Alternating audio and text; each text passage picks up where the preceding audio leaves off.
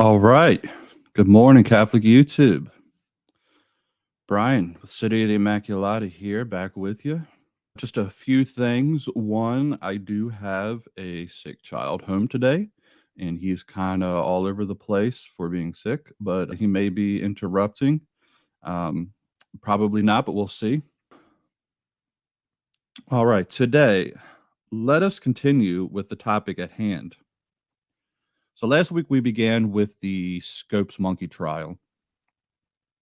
And I did that intentionally because I feel like it's a topic that beautifully illustrates the absurdities and the inconsistencies that we are dealing with when we come up against Western secular intellectualism. It's both snidely arrogant and yet so appallingly wrong majority of the time that you almost want to laugh at it as if, as if these people had these sort of like they're kind of wobbling on a very shaky foundation and they're wagging their fingers at all of us. So, it's quite comical if it weren't for the fact that at times it's actually quite deadly and detrimental to human society. I mean, many of these people many of the people that we'll be going over today, these historic figures and their modern heirs, mind you, would admit to you in private at the very least that they'd be happy if 2/3 or more of the world's population were just annihilated or done away with. And the sad fact is that some of these people actually have quite a bit of power and influence. And it's one of the reasons that I'm sure as many of you have figured out by now, that they really try to press the science down our throats because it's supposed to make your average IQ normal person say, if the experts say it's this, then it must be so. You're not supposed to question. You're not even supposed to maybe consider if the validity of their entire moral framework is actually justified. For example, the late Stephen Hawking quipped that science had so far advanced that we should actually just do away with all notions of philosophy altogether. Science has replaced any need that we have for philosophy.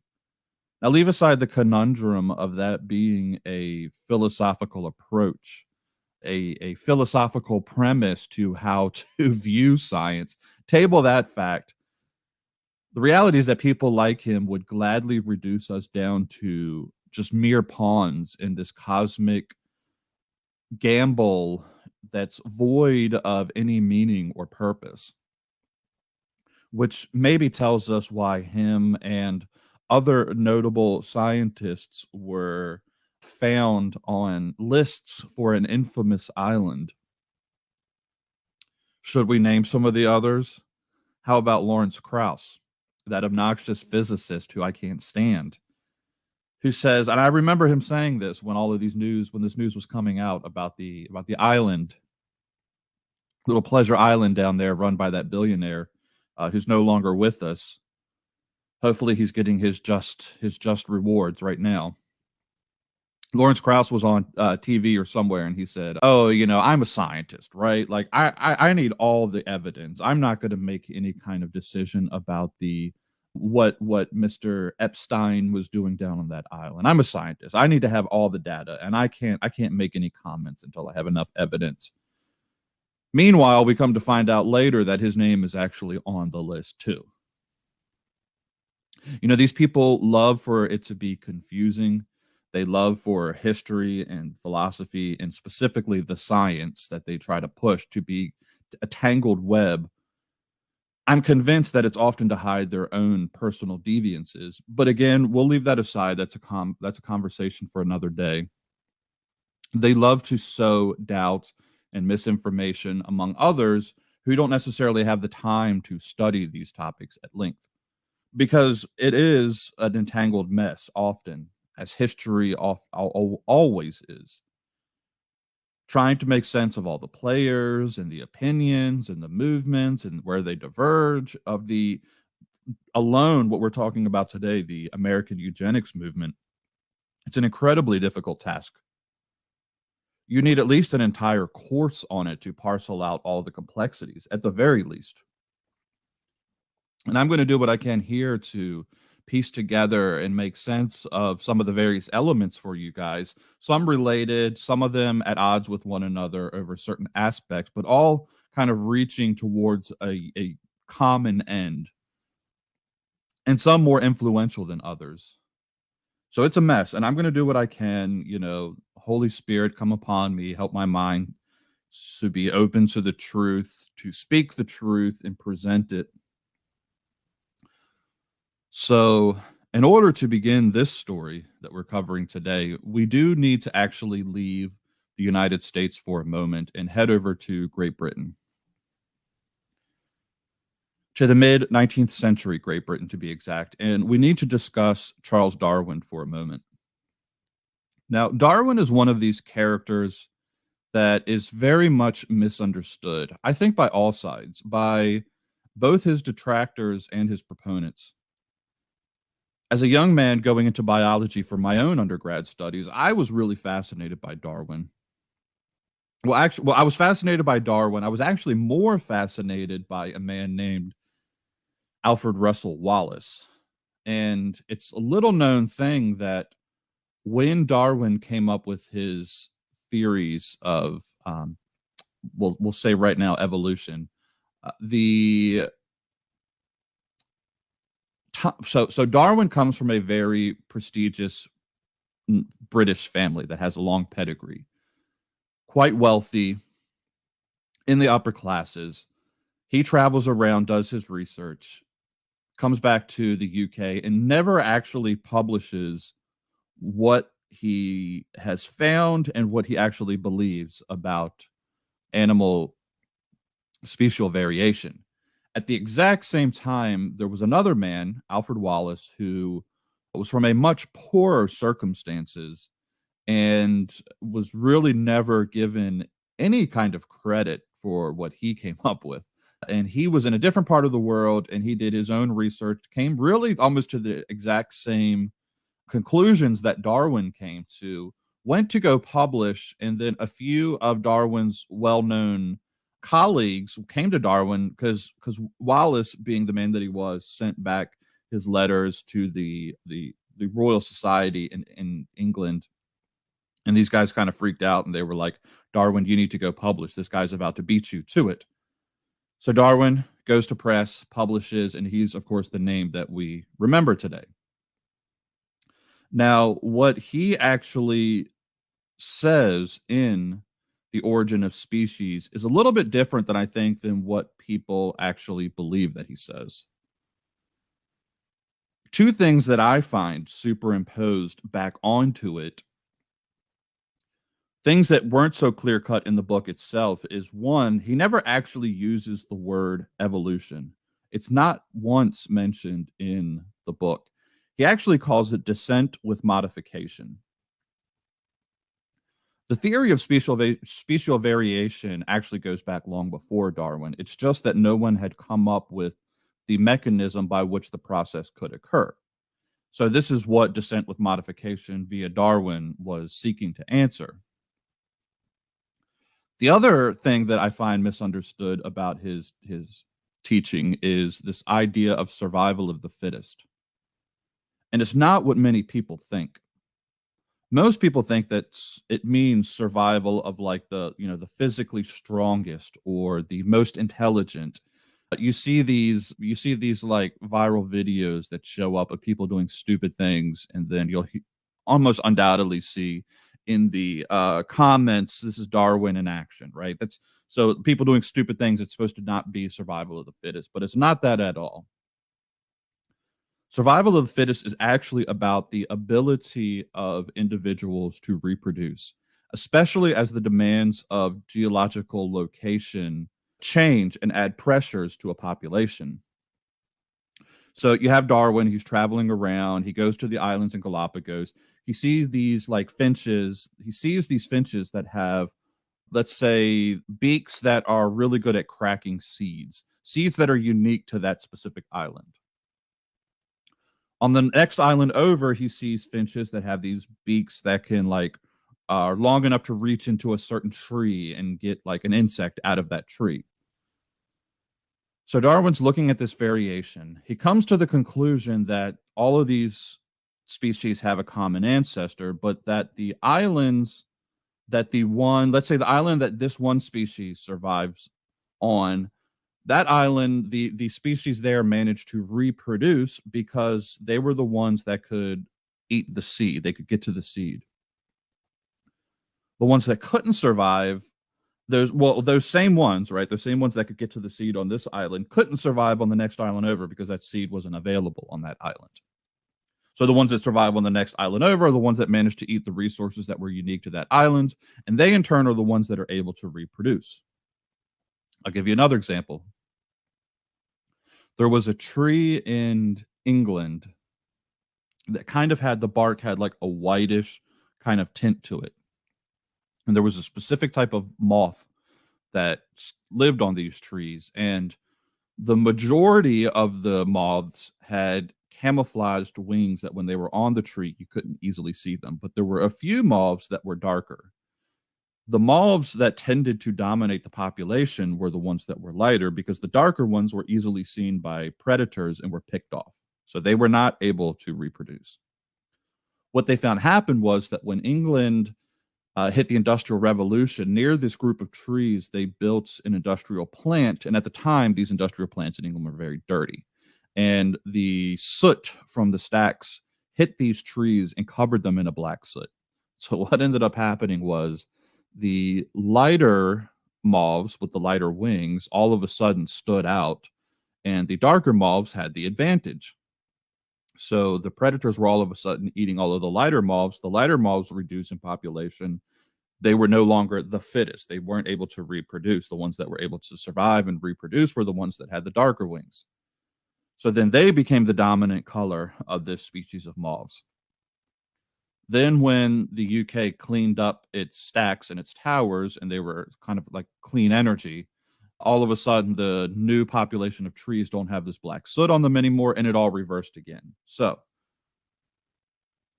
this, and it's pretty commonsensical, right? It's not like this insane idea to think about that being possible, but it's that and that alone that is what survival of the fittest is. Scratch everything else you've ever heard about survival of the strongest. In fact, Darwin and others believed that these things were often more fortuitous, more often due to chance than brute strength per se. Brute strength may be a factor in your survival, but it's not in and of itself survival of the fittest. It may just be that you and your offspring have that longer beak or those wider eyes. Whatever the trait is that gives your offspring the advantage in the environment, that's why your offsprings are the fittest. The problem that Darwin faced, and he admitted this in Origin of the Species, was that he had no mechanism for how his process occurred. He wasn't aware of Mendelian genetics, the theory of that, which comes later. But that's its own thing. Okay, so Darwin gets his work published, and it goes out, and the ideas begin to settle into the public conscious. Now, another man I want to mention here quickly is Thomas Malthus, another Englishman. He actually precedes Darwin, and he writes about population growth. And he was actually read by both Wallace and Darwin and many influential thinkers of the time. And his ideas set in as well, just as influential in some ways as Darwin. To this day, we hear about the horrible predictions from the left, in particular, of unregulated population growth. Mind you, we are talking here about unregulated. That's going to be an important thing that we come back to. Give me one sec. Hey, Mark, please close the door. Sorry, my son is okay. We actually was read by both Wallace and Darwin. Again, we hear these predictions to this day. We're going to come back to unregulated because that's an important factor in all of this.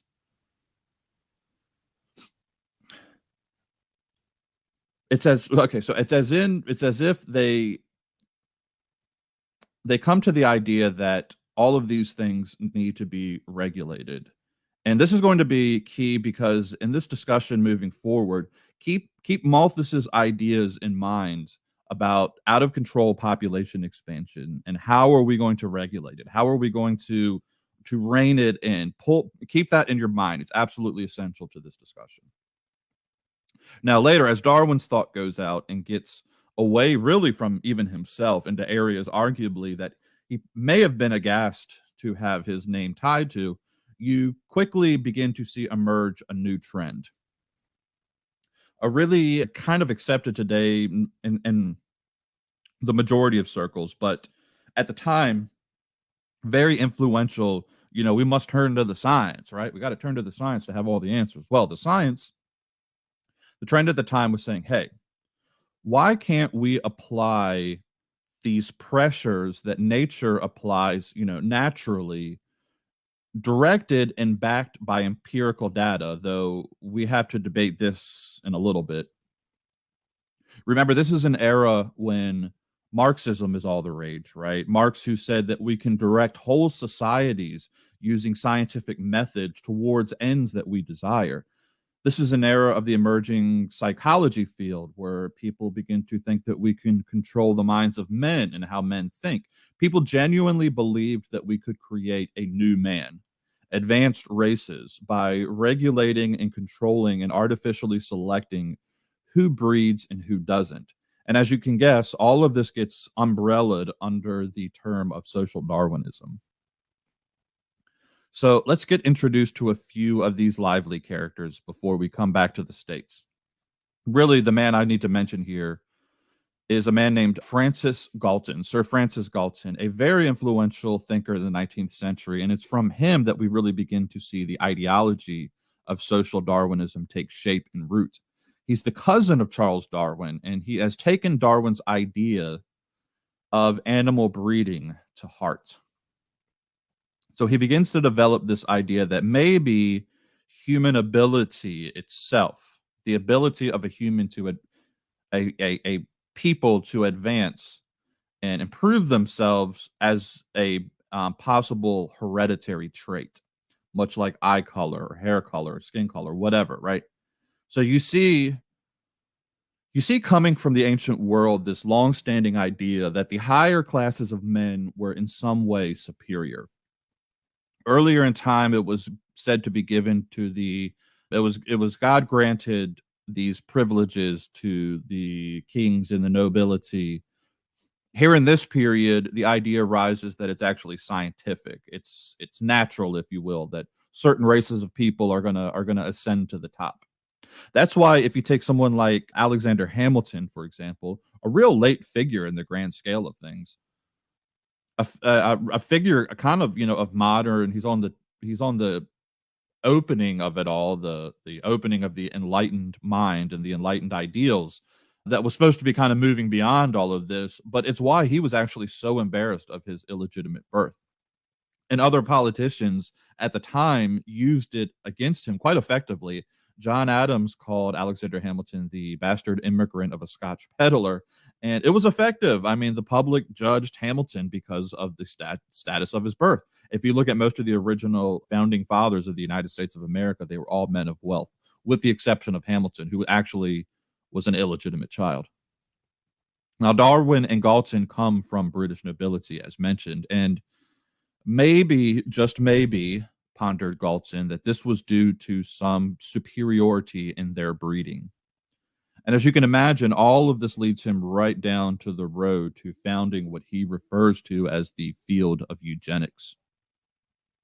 In 1909, the Eugenics Education Society, with its Eugenics Review Journal, with Galton as its titular president, was formed. As quoted by the journal Nature in an article titled, quote, "Science must overcome its racist legacy," where at least they are acknowledging it, though I come to think overcome it and bury it should be read as what they're actually trying to do. Yes, can I help you?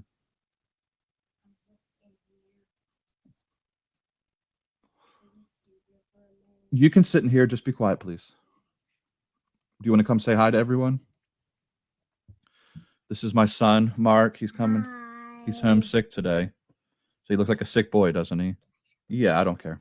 But they quote him as basically advocating for genocide when he says, quote, "There exists a sentiment for the most part quite unreasonable against the gradual extinction of an inferior race." He wants to introduce you guys to his Hobbes. This is Hobbes. He's my stuffed tiger. Okay. Why don't you go rest? Let me go back. All right. Nature, quoting from Galton, who says, "There exists a sentiment for the most part quite unreasonable against the gradual extinction of an inferior race." So the stage is set. We have Malthus warning of an impending demographic collapse any day now, with disease, war, starvation run amok. We have Darwin coming up with this impetus for special variation, from which men like Galton come to the conclusion that mankind is stratified in hierarchical levels, where specifically the Nordic, Germanic, and Anglo peoples are at the top, and everyone else is below them. And that these people potentially evolved. The ones below them, there's this idea of polygenesis, where other races of people actually evolved from a different species than the superior races altogether. That's its own story, quite tragic and inhumane in its own way, and the effects that it would have. But the idea here was that we could breed out unwanted traits by selective coupling and potentially extermination of the rest. These ideas, as you can imagine, would soon come over to the US where they really took hold. Remember, in the United States at this time, this is the Gilded Age, where these small groups of men like the Carnegies and the Rockefellers have amassed huge fortunes. An aspect of social Darwinism, and I don't want to get too far afield here, but an aspect of it is that social Darwinism didn't just lend itself to biology. It was also applied to business and politics and economics. So these industrialist men were already favorably disposed to the ideas anyways. But they also dumped fortunes through their foundations into the study of eugenics here in the United States. And as you are well aware, I'm sure, the United States has a pretty awful track record at times of race relations. It's tainted a lot of the good that the United States may have brought about from its outset, right? I mean, we're kind of tied to these racial relations from the very beginning, unfortunately. As it was this specific Anglo gatekeeping meant to hold subject inferior peoples to the needs of white people, specifically Germanic Anglo white people. So sorry for those of us that are Irish, we wouldn't have made the cut. And this is across the board. It should be clear to you as well that if you've watched this channel long enough, you know I'm no like leftist woke jack here to teach the masses about intersectionalism. But as a Catholic, I can say that the American treatment of African Americans, of Indians, Hispanics, and the Chinese, these groups in particular, has at times been quite tragic. Now, without going too far into that, we have to at least acknowledge that the United States was fertile ground for such atheist, unscientific science as something like eugenics. So in 1910, a mere 1 year after the founding of the Eugenics Education Society in Great Britain, here in America, we see the American Breeders Association formed, the first eugenics body in the United States. And it is formed to, quote, investigate and report on heredity in the human race and emphasized the value of superior blood and the menace to society of inferior blood. And an interesting little tidbit, important to note, is that it still exists to this day. Though, as we will see with many of these organizations, they change their names as the time changes and as they want to change public optics by switching their names to, in this case, from the American Genetics, excuse me, from the American Breeders Association to the American Genetics Association, publishing its peer reviewed Journal of Hereditary to this very day. I'll come back to this later. These groups changing but being still in existence. I want to take a minute here to just acknowledge that there is a real tragedy in all of this. It isn't just localized to the realm of ideas or these inconsequential niche groups of philosophers and thinkers. Real people are affected by these ideas. You have these horrendous stories of men like Otabenga, an African man who was taken from his land and placed in a zoo with apes, actually having to be in a cage with violent and dangerous apes for the amusement of an American audience at the time was just lapping up stories of an exotic Africa. And Benga, tragically ends up taking his own life in his 30s. It's absolutely inhumane and criminal, and a direct consequence of the dying of a true Christian ethos that we see these kinds of things taking place, where you can take a human man and they gave him a little like arrow and a bow and arrow and a spear or something like that. And he's there and they would like agitate the ape so that he would have to like fight them for the amusement of the people watching. Absolutely criminal and horrible. Not only that, you have entire fields tarnished by this legacy. I myself am a huge lover of nature. I was just listening. I've got the Blue Jays are active outside my window, screaming about something, right? And the conservation movement, I love it. I love the conservation. There's a lot of good that's come from it. But even within it, in its history, there are elements of eugenicism creeping in. A writer that I admired as a young man, John Muir, founder of the Sierra Club, possibly held to some of these ideas. It's not, I hold out hope that he actually didn't, because quite a few people say he didn't, but many of his contemporaries did. Geologist Leconte, paleontologist Osborne, and others were very vocal eugenicists. Now, in 1912, a book written by the eugenicist Henry Goddard entitled The Kallikak Family, a study in the heredity of feeble-mindedness, that has a supposed expose of the feeble-minded hereditary traits of this family. And though it was actually found later to be more related, the family's ill conditions were related more to malnutrition than anything. And the book itself was actually, the evidence in the book was heavily doctored and misrepresented. It was nonetheless a massive bestseller. In 1910, these ideas began to infiltrate state politics, with biologist Charles Davenport using money acquired from a very rich heiress. And he founded the Eugenics Record Office in New York State with the purpose of gathering and collecting data on biological information of U.S. citizens. An interesting little tidbit about this, there's so many, like I said, there's so many different avenues that you could just go down with all of this. But it was actually well educated women who were involved in the very early feminist movement that did the work of going around for the Eugenics Record Office, going place to place, home to home, with these questionnaires designed to gather data which would be used to research for the usefulness or racial or social health of those in question. We're going to talk next week about the feminist movement's involvement in all of this in the next lecture that we're going to have on Margaret Sanger. But keep in mind that these are very interconnected groups of people, and there wasn't a lot of jobs for feminists in the suffrage movement at the time. But one of the things that they took up early on, quite willingly and happily, was this eugenics movement. So now the president of the Eugenics Record Office was a man named Harry Laughlin, who was directly responsible for lobbying legislatures to pass laws based on what you know now very fraudulent evidence. Once again, we got to turn to the science, right, guys? Keep in mind, folks, that these people that claim that the science, oh, just trust the science. We are the ones that have historical evidence, science, if you will, that shows empirically you can't just trust the science like a dim-witted idiot, because the science is always presented by people with objectives and motives, and the eugenics movement and their motive was to push the ideas of social Darwinism.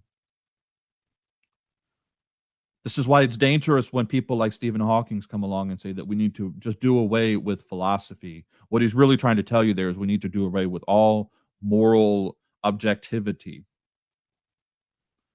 Let me not digress. All of this leads us right up to the doorsteps of the contraceptive movement.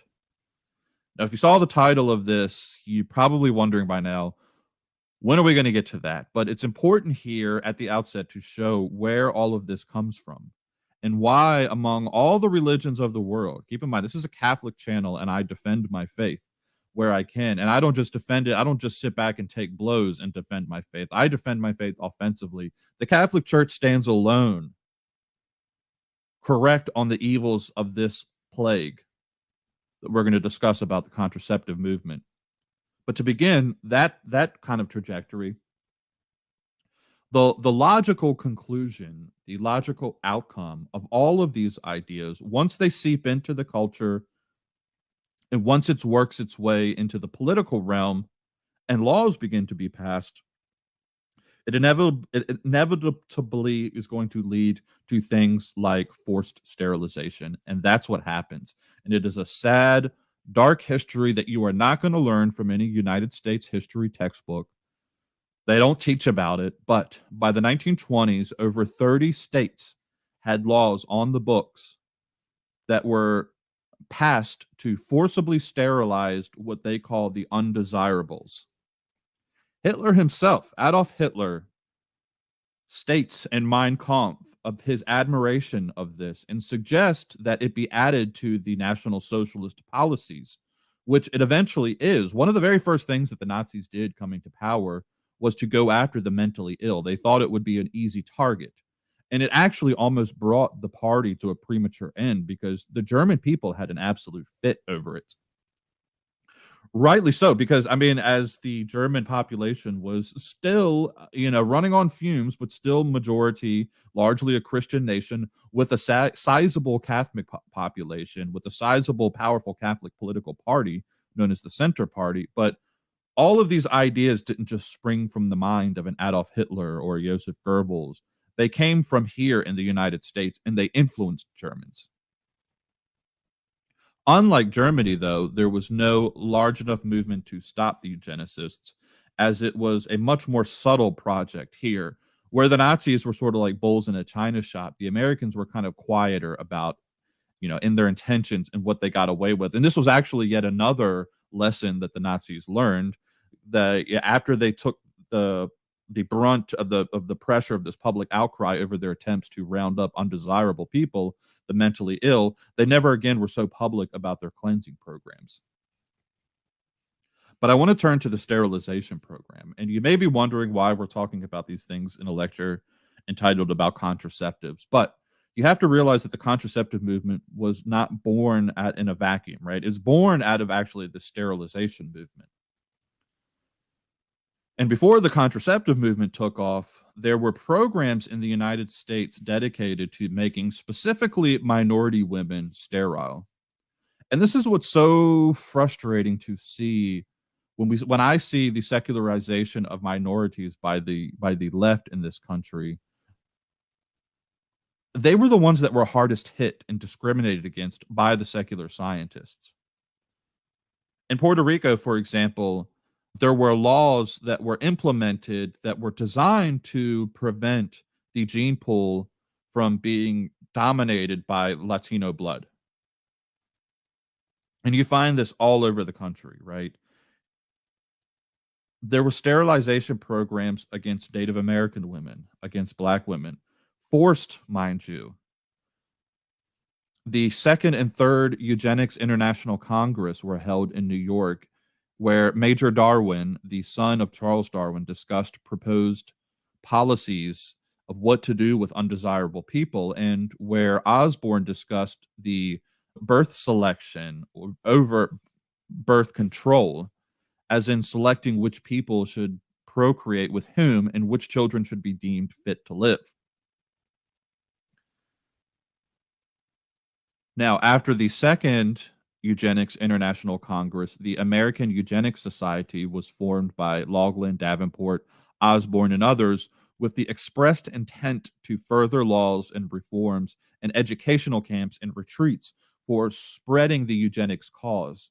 At these retreats, they would hold what are known as fitter family contests, where they judged husbands, wives, children on appearance and behavior and health examines. They would make these arguments about the effect of undesirables that they had on the financial system and how every 48 seconds an unfit child was being born. As always, laws flowed forth, and in the landmark Supreme Court case, Buck versus Bell in 1927, it was decided that there was a constitutional right to forcibly sterilize United States citizens all across the country, with the majority being performed without the woman's informed consent. Hysterectomies and the tying of fallopian tubes were carried out, almost exclusively done to Native American and African American women, with some taking place in the Southwest against Latino women. You ever wonder why the Native American population is so decimated as it is? Well, there's reasons behind it. Now, mind you, the American Eugenics Society never ceased to exist. As I mentioned earlier, many of these organizations shifted their names in an effort to hide their intentions. Right up until 2019, the American Eugenics Society was called the Society for the Study of Social Biology. And take a wild guess what year they changed their name to that. It was shortly after January 1973, right after Roe v. Wade was handed down. And why? Well, to quote then President Osborne, quote, the name was changed because it became evident that changes of a eugenic nature would be made for reasons other than eugenics, and that tying a eugenic label on them would more often hinder than help. Get that, folks. So, in other words, people no longer like the word eugenics anymore. The optics don't look good for us. So, fine, we'll drop it because it's holding back a movement that is effectively achieving its ends that we're looking for in other ways. So that's right, folks. All of this stuff is tied together. We're not even removed from the abortion movement here and the eugenics movement. And again, you may be thinking, all right, where's the contraceptive stuff? Well, first, you have to realize that the contraceptive discussion was born out of this eugenics movement, born out of this sterilization. While there were successes at decreasing the birth rates of the so-called undesirable citizens, for example, as I mentioned, the Native American population, which was already decimated from disease and war as it was, they were all but wiped out. But still, it was an uphill fight. And some states fought hard to keep eugenicists out, or at least to keep them in check. Other more keen minds began to think if there were ways that we could come about all of this through maybe a backdoor approach. Like maybe we could appeal to the burgeoning women's liberation movement. Maybe we could teach women to actually self sterilize by appealing to their base desires.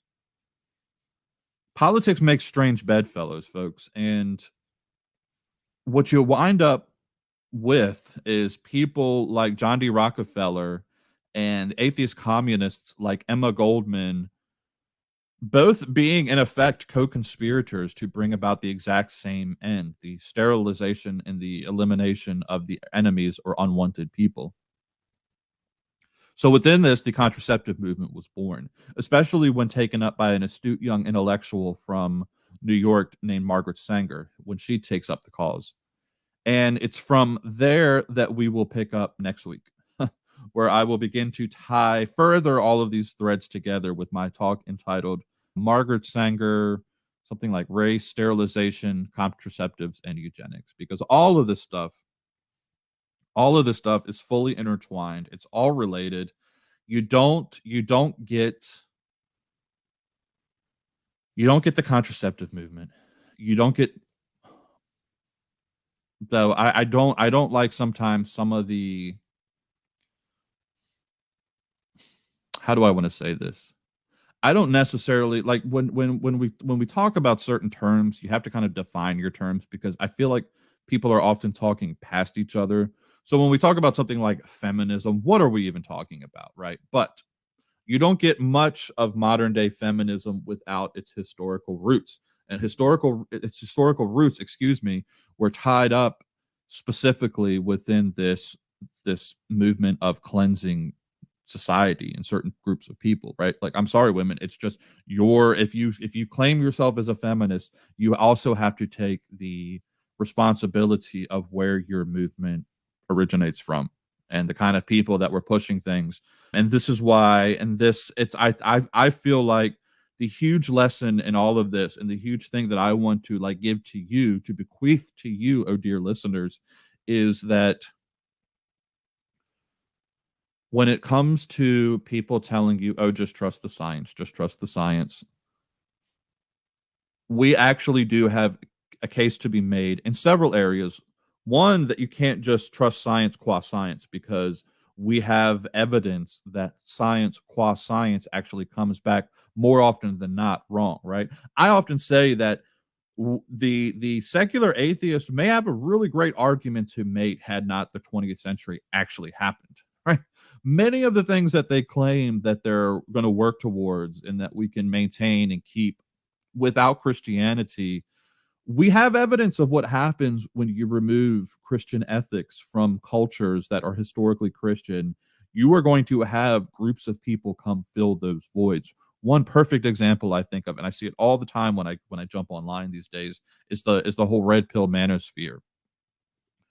You guys, if you watch what's going on with the red pill manosphere, you know what it's missing?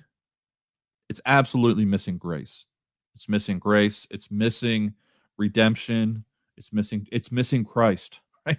Christ is the source and summit of our entire faith, and the as the summit, if we stand upon the summit, a firm foundation, all of these things that we take for granted, you remove them, you are going to have people aren't just going to disappear.